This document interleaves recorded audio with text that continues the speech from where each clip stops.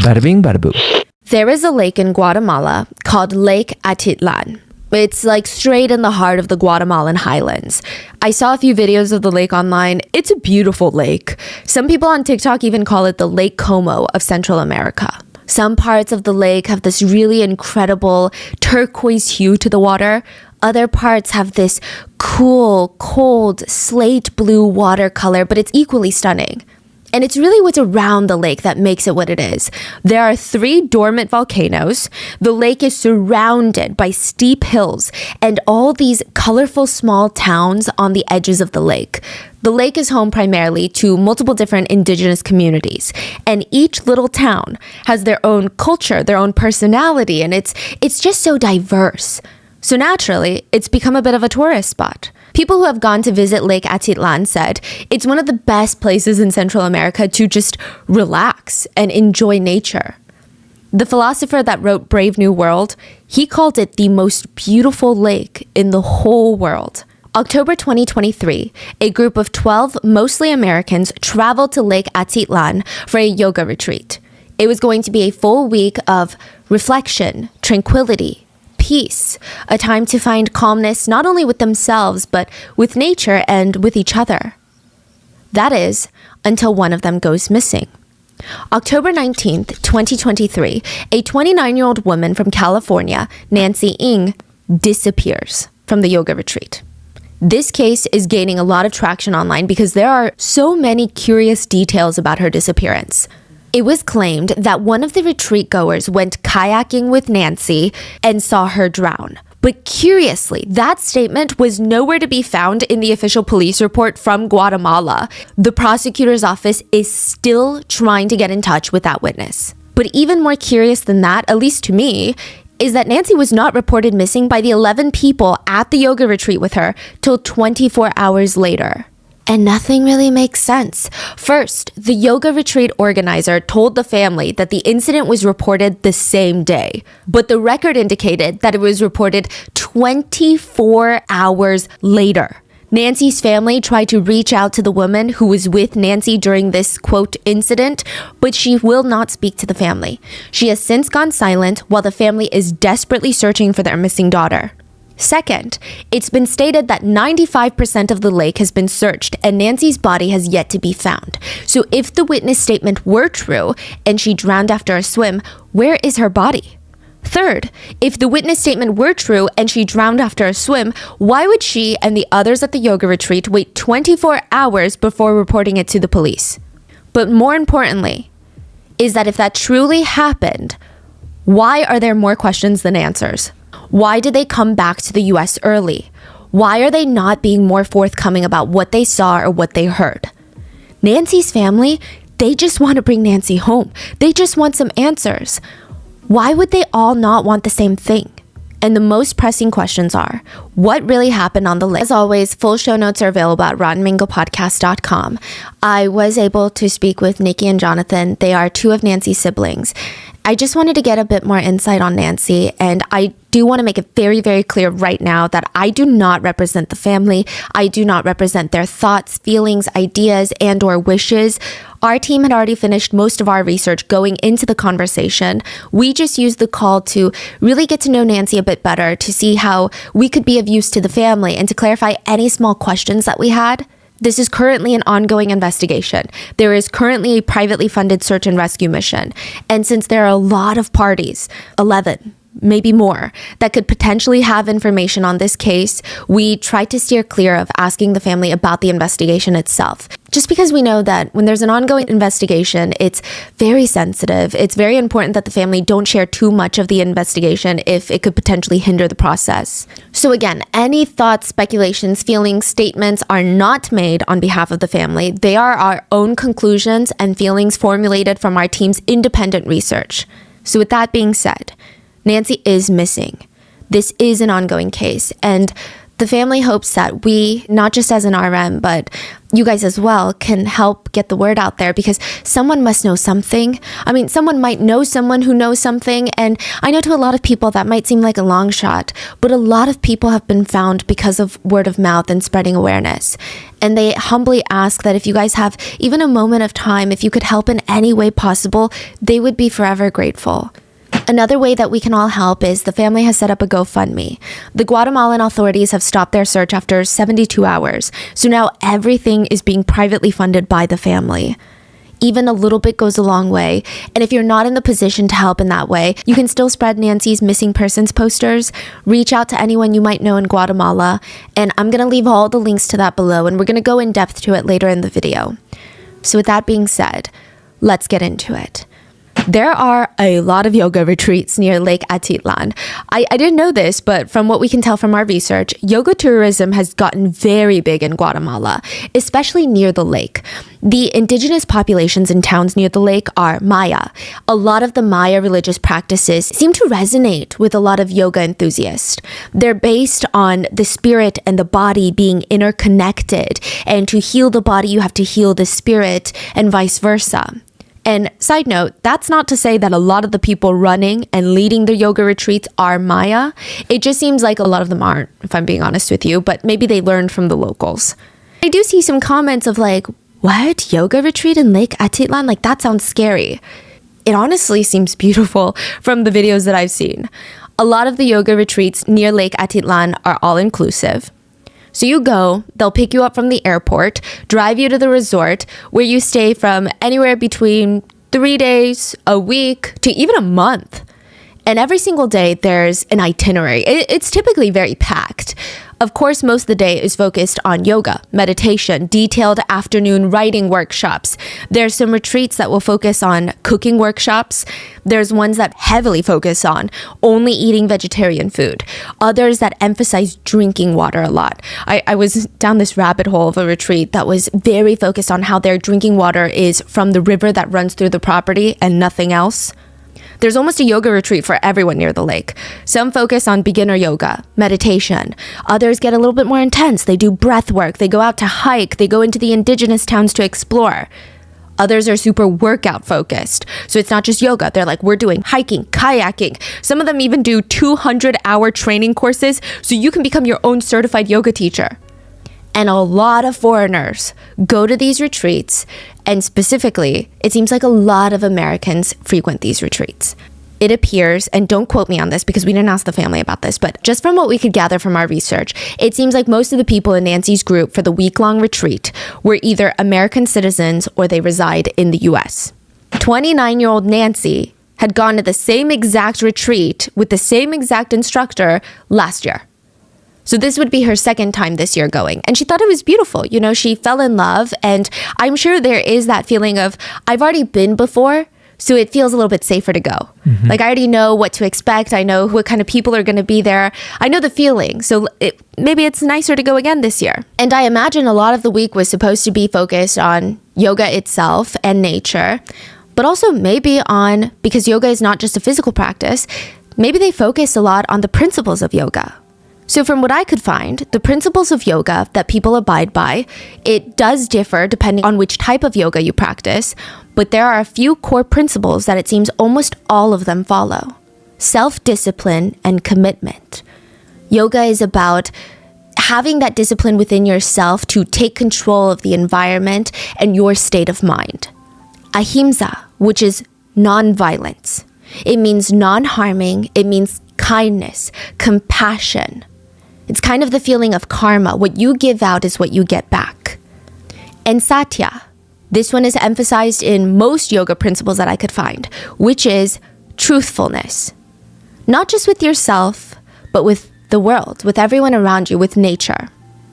Yoga enthusiasts place a lot of importance on not causing harm to themselves or to others or to nature.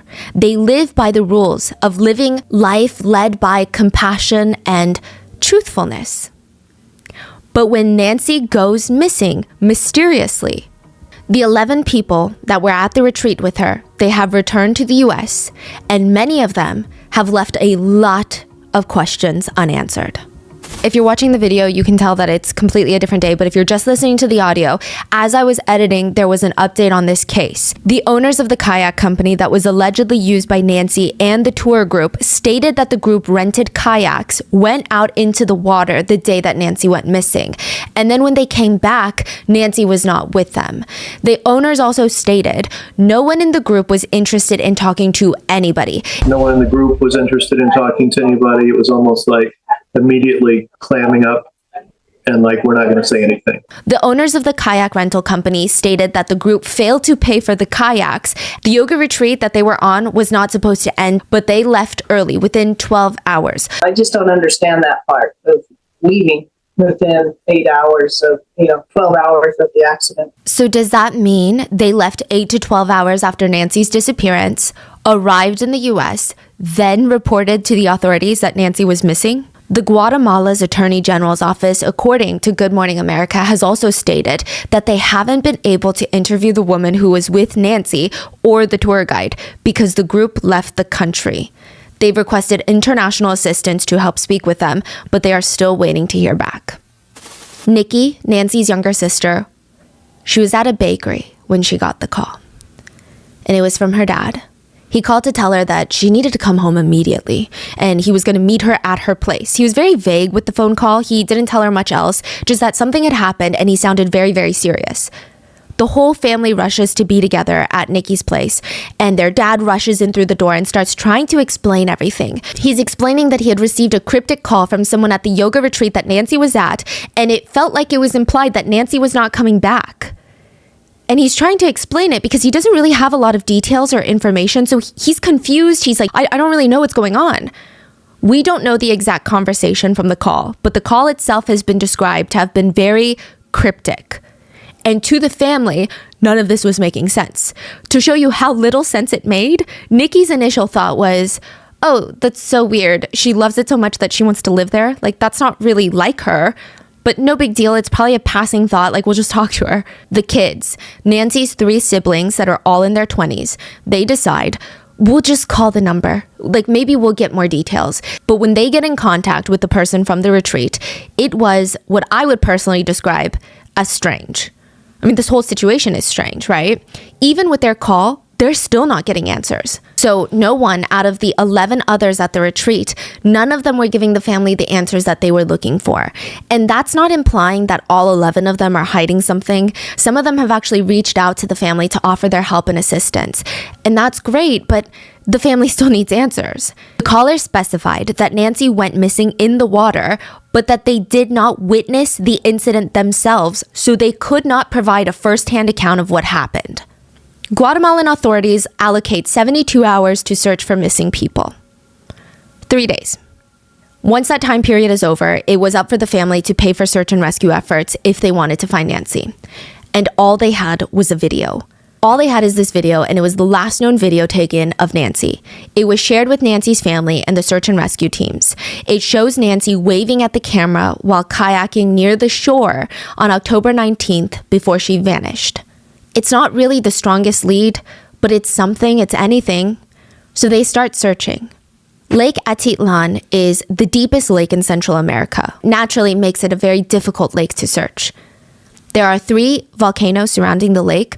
All of them are currently dormant, which, just to clarify, because that makes it sound a little dangerous, but for a volcano to be considered extinct instead of dormant, they have to have had no eruptions in the past 10,000 to 1 million years.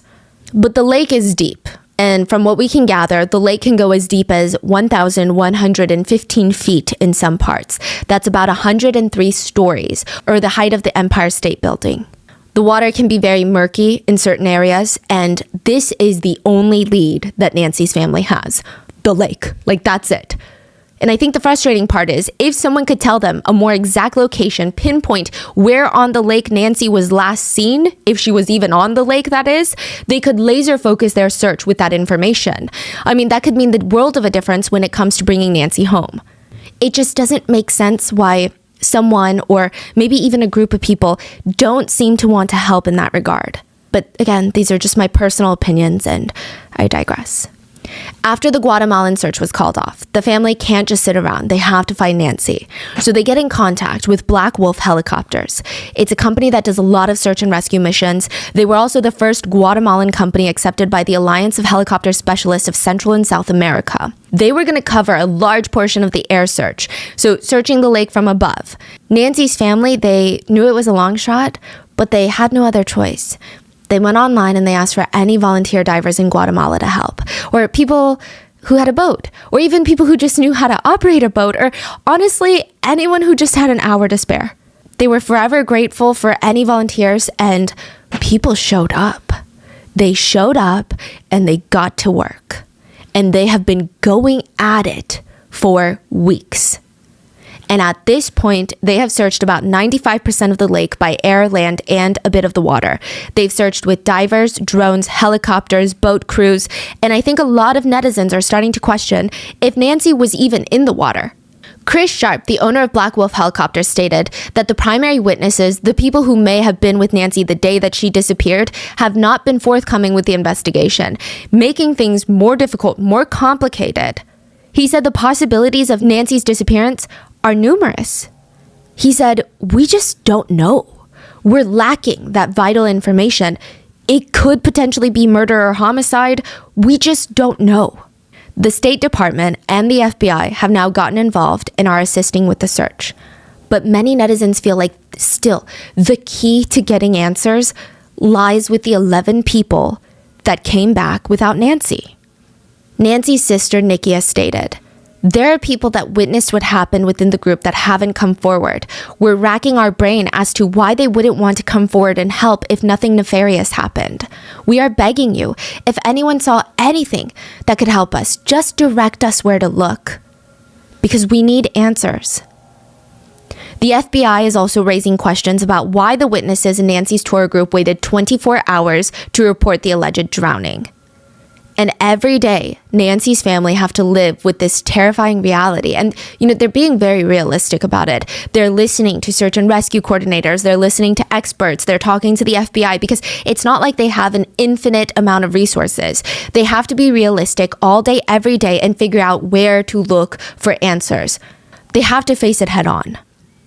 But it's usually at night where they'll kind of let their minds wander. My dad, and this sounds terrible, but he keeps his phone next to him at night, just like he's hoping for a ransom call, something that will prove that Nancy might still be alive and that she's out there and she's just waiting for us to find her. The last time the family saw Nancy was October 12th, 2023, 2 days before Nancy's trip. She was sitting there at this Chinese restaurant for a joint birthday celebration for Nikki and Richard, 2 of her 3 younger siblings, and she had a very, very, very serious question for her family. Should we still get the salt and pepper fried shrimp if we already ordered the other shrimp dish? Because we cannot have 2 shrimp dishes, right? Nancy was the self-appointed protein variety manager for the dinner. And while they waited for their food, if you've been to a Chinese restaurant, those big white tables with the glass swivel in the middle, there's quite a bit of distance between everyone because it's like a very wide table and it's a round one. And she's sitting opposite of Nikki, her younger sister. And Nikki's sitting next to her partner, Jared. And Nancy keeps calling to the other side of the table. "So what are you guys talking about?" And Nikki's like, "We're having a private conversation, Nancy. Thank you very much." And after dinner, Nancy, she's the one gathering her whole family to take a group photo, which is really hard when you have 3 younger siblings, including 2 younger brothers, because almost always one of them is going to look like they're being forced to take a picture. But the photos turned out really cute. They blew out the candles for the joint birthday, ate the cake, and they were standing in the parking lot before Nancy announces that she better get going because she's got to pack for her trip to Guatemala. And they're like, "Oh yeah, this is the same exact yoga retreat that she went last year with the same exact instructor. She loved it so much. She wanted to do it again this year." And I think, and I don't know, but I feel like as a family member, I would feel a little bit safer if my sibling had gone to the same exact experience last year. It's like, oh, it's just a repeat. It's nothing new. It's not a new experience. She should have a better understanding of the area and everything like that. Nancy seemed really happy and content that she was able to kind of relax a little bit. This week was going to be for her to reconnect with herself and nature. Nikki said, If I had known that you'd go missing a week from that day I last saw you, I would have asked you to stay a little longer. During my conversation with Nikki and Jonathan, the first time that I saw both of them smile was when I asked about small habits Nancy has that really annoys them. So prior to this, we had been talking about Nancy's disappearance. And you can visibly see Nikki's mood and energy lift when she starts talking about Nancy, just who Nancy is. And she's like, oh my gosh, so many. She's like, Jonathan, come here, help me out because there's so many. So many. Jonathan, come help me out. There's so many. Okay. We were joking because like the last time we saw her was at our birthday dinner celebration. It was my birthday and my brother's birthday, my other brother. And so all dinner she was talking about her trip and she was saying like, okay, who wants to take me to the airport? And no one said anything. And the reason for that is she is like always late, notoriously late for everything. And that's because she is like a blabbermouth. You cannot stop her from talking. So like whatever. You 600 back. You're gonna make $100. Nancy thought about it and she said, I'll just ask my housemates. And everyone laughed. But you know, like when your sister or your best friend annoys you, always looking for the next big thing, looking for something better, bigger. Everyone is so busy on the go, go, go. We're not even really talking to each other anymore. I don't remember the last time I had a conversation with someone where I didn't say something along the lines of, I know everyone here is super busy, so I'm not going to take too much of your time. Or I'll keep this brief because I know everybody's got things to do. Starts talking to the guy that works there for like an hour. Not about cans, nothing about recycling, about his life story, entirely about him, his family, his kids, the oldest of 4 siblings. In the family, it's 2 sisters, 2 brothers. Nancy's the oldest sister. And when they're growing up, they lived in this 2-bedroom apartment. Jonathan is the youngest, so he would sleep in the parents' room. The other 3 siblings, they were in the other bedroom. It was like the sibling bedroom. But Jonathan was like, you know what? I'm a big kid now. I'm gonna go join my siblings in the sibling bedroom. I think the day I was like, all right, I'm going to go to like the sibling room now. And my sisters were like, we're getting older now, so you guys can't be here anymore. So they just kind of kicked the boys out of the room and we were just like existing in the living room. And it's just like one of those peak sibling childhood core memory. But it's interesting because Nancy is also the type, even as the oldest, to be the first to apologize to all of her younger siblings. Back then, when they all shared a bedroom, Nikki is a clean freak. She loves everything in its designated spot. Nancy, she thinks a little mess builds a little character, okay? And Nikki hates when Nancy would sit on her bed with outside clothes. And she would tell Nancy this. But Nancy would get so deep in a conversation with Nikki, her mind is running like a million miles an hour. She would stroll over to the bed and just plop down on the bed with outside clothes. But it's so hard for Nikki to get mad at Nancy because Nancy is also the type to remember every other little detail about everyone. When Nancy's roommate got COVID for the first time, Nancy felt bad because, you know, isolating is inconvenient, but it makes you a little sad. It makes you lonely when you're isolating. Like last night, her housemate was sharing with me. She remembered that his favorite childhood food was soy milk and mantou. It's like the white bread, the white buns.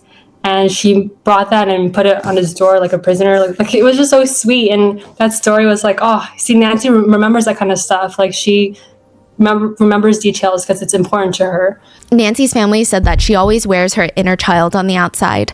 But what I found fascinating is, honestly, the duality of Nancy. She seems very vocal and vulnerable with her emotions, so people could quickly perceive her as being this extroverted, spontaneous, bubbly personality that's always on the go, always late. And she is, but she's also very responsible, a very routine-driven person, which it feels like all of those things can't be true at once, but maybe that's what makes her so good at her job. Her role in the special education department of the Alhambra Unified School District. So the whole Ng family, they love working with kids. Nikki, her sister, is a pediatric nurse, and Nancy originally was planning on being a teacher K through 5. But when she finished school, she realized it wasn't fulfilling. So she had a different calling. She specifically wanted her position because she wanted one-on-ones with students. And now she primarily does one-on-ones, or at max, like I think 2 students per 1 teacher ratio, where she works with students with disabilities. And she always talks to her family about how this is fulfilling because in this type of setting, she feels like she can hone in on what the student needs as an individual, not as what everybody needs as a class. And maybe a few students are struggling to keep up. It's just all about that one student, how to help them and how to serve them. The kids, they really like Nancy. They feel safe with her, and I think that says a lot about someone. Nikki has been getting a ton of messages from parents of students that they all really miss Nancy right now. And there's a huge level of responsibility and structure when it comes to a job like that. Work starts at 7:30 in the morning. Nancy works all the way till around 5 p.m. She's super focused on all of her students. Then after work, she goes to yoga. Then she comes home to cook dinner, catch up with friends, and then finish up some small work stuff and prep for the next day. It seems like the yoga retreat was a small break from this very busy, very responsible routine for her to just kind of reconnect with herself and rebalance so that she could better provide for her job and her students. Side note about Nancy, she also is not that good at cooking, but she gets those meal kits delivered to her house and she wants to work on her cooking skills. So after a long day of work and yoga, she comes home to try and learn how to cook. And the meal kits, they are still being delivered to Nancy. Every time her loved ones get another delivery, they open it up and they put it in the fridge. A few years ago, Nikki saw a yoga studio. I forgot that I was the one that introduced her to the studio. It was a few years ago, and the studio was offering like a free trial, and I wanted her to come with me to try it. I ended up hating it, and she loved it, so she kept going.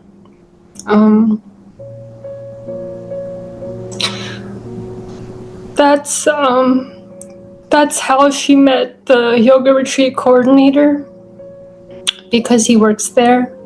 But she loved it because she felt like it was a place where she could really look inwards. Like, because her life was so busy, yoga was the only time she could truly feel present. And it's not uncommon for Nancy to cry in yoga class, which, side note, a lot of instructors and anyone that's been doing yoga for a while, they will tell you that it's very common to cry when you're in class, working on letting the tension out of your hips. You almost feel this full body release. And if you're really present in the moment, because it's about connecting spiritually also with your body, it's not just a release of physical tension. It feels like an emotional release. It's a cleansing feeling. So a lot of people cry. And Nancy really, really loves yoga for that. She even fell in love with the self-discipline aspect of yoga. She would do those 30-day challenges where she would attend an intense yoga class every day for 30 days straight, which is really impressive because usually by like 3 days in, most people are like, okay, I think that was good enough. I'm good. But that's just who she is. Nancy is very serious about the things that she's passionate about. The mornings are the hardest for Nikki. She said, but I think maybe the mornings are harder for me because, when I sleep, I don't always dream. Sometimes it's just black. And when I wake up, I always ask, wait, was everything that happened real? And it is. And Stephanie, Nancy's mom, said in an interview, I miss my Nancy very much, and I hope the government can help us find answers and bring her home. That was Nancy's mom's first interview with the news network to raise awareness for her daughter. Afterwards, she broke down. She turned to Nikki, just tears streaming down her face, and she didn't even know what to say because, as much as the people working at these news outlets, they want to show compassion and they have genuine care for Nancy and her family, but it's still hard for the family to experience all of this. I mean, of course it is. And at this point, Nikki and Jonathan had done countless press interviews, and Nancy's mom now knew exactly. I mean, she knew before that it was emotionally exhausting and taxing, but she didn't realize just how much until she felt it for herself. And the idea that 2 of her kids were bearing that amount of pain, I'm sure it must have been a very hard feeling for her. But Nikki and Jonathan, this is what they want to do, and this is what they need to do to keep attention on Nancy's case. Nikki told her mom, look, Mom, you don't have to do any more. You've done more than enough. We can take it from here. And I don't really like to call people strong in situations like this because it feels like such a generic word that people just say to say. It feels overused. It feels very empty these days. And I don't even know if that word perfectly describes Nikki and Jonathan. I mean, don't get me wrong. Technically, they're very strong people. Okay, I don't know if I can think of the exact word, so I'm just going to tell you what happened, and maybe you can find the word to best describe them.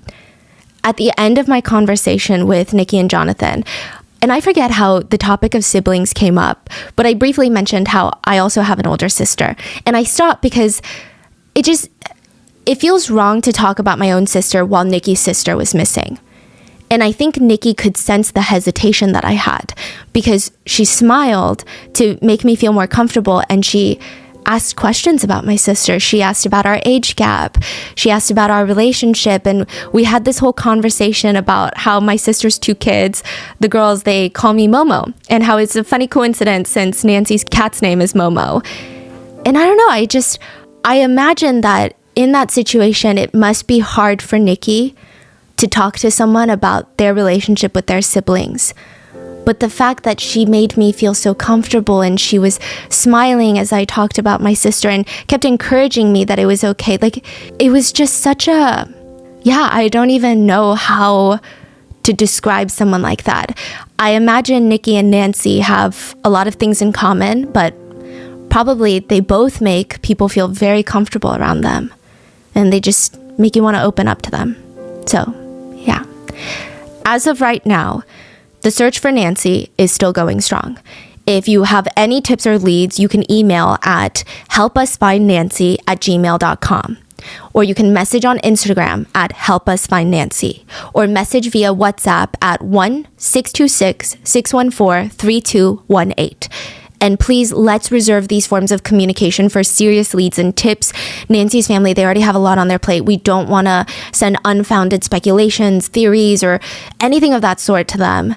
If you're in a position to donate, and really every bit counts, the donations will go directly to the Ng family search for Nancy.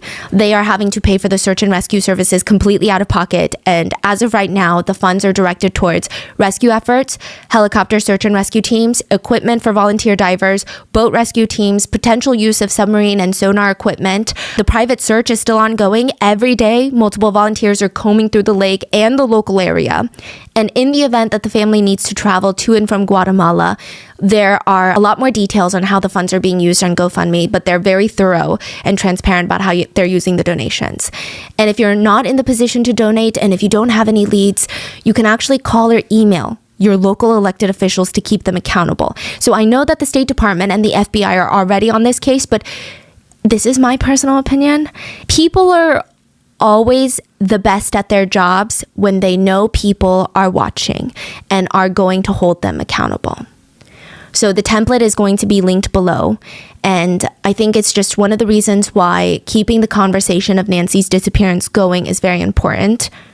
So if you guys would like to help, keep searching for updates, follow up with the agencies involved, follow up with your local officials, and let's keep showing our support for Nancy's family while they focus on bringing her home. Again, these are just my personal opinions. If you want any direct statements from the family, refer to their GoFundMe page. They actually give a lot of periodic updates on there. They also have an Instagram account, Help Us Find Nancy, that they also provide updates. On the family GoFundMe page, there was an update as of November 9th, 2023. The family wrote on the GoFundMe page thanking law enforcement agencies who were involved, the search and rescue companies involved, press, and anyone who's donated or shared Nancy's story. They wrote, "It brings tears to our eyes and a smile to our face when we think of how Nancy would react to all of this being done for her. We can hear her saying, 'It's okay, guys. You really don't have to go through all this trouble.' Sometimes it's tempting to take those words to heart. Nothing about this has been easy. It's hard waking up every day to a world where Nancy isn't a phone call away, and then mustering up the strength to get up and do everything in our power to find her. It's exhausting to be vulnerable in front of a camera and plead for help, and hurtful to read insensitive internet comments about someone that you love so dearly. But the worst of it all is the uncertainty. Not knowing what exactly happened to Nancy or where she is, not knowing which nightmare scenario is reality. But despite the sadness, suffering, frustration, and uncertainty, our determination to find Nancy is unwavering. Though we fear the possibility of never finding answers we seek, we can't help but fight for them. For Nancy. She might think it's too much trouble, but we know that she would do the exact same for us. And that is the current ongoing situation. So please check all the links in the description and keep Nancy and her family in your thoughts. Please be safe, everyone, and we will see you guys on Wednesday.